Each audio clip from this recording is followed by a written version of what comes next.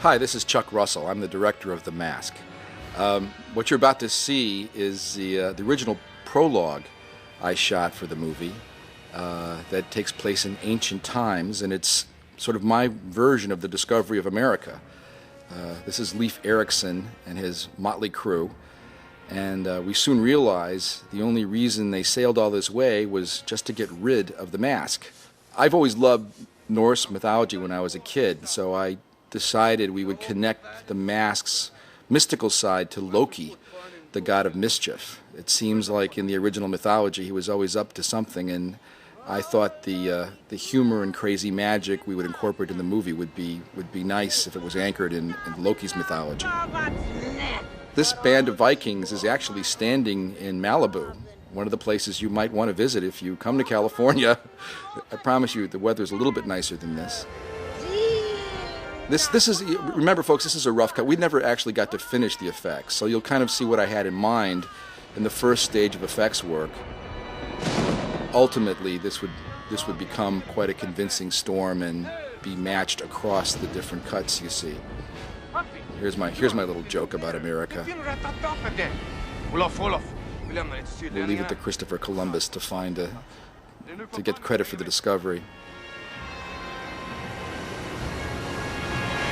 There's nothing more fun than doing Vikings in Malibu, and we had to shoot this many times because the boat just couldn't make it through the waves, believe it or not.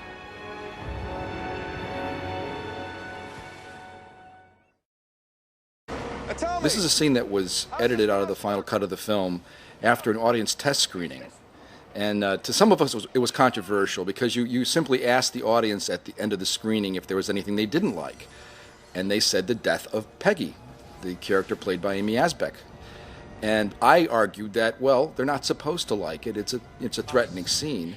And although some people felt it was violent, it's just very stylized in the spirit of The Mask. She has kind of a surreal death, as you'll see.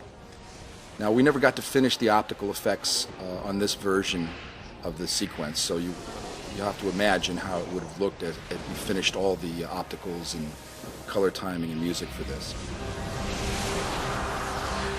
Amy's character, Peggy, actually double-crossed Stanley, so ultimately it was a justifiable death.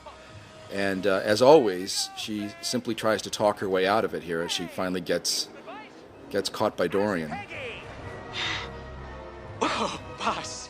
The funny thing about The Mask, there was actually very few things that ended up on the editing room floor. We used so much material because of the wonderful cast we had for this picture.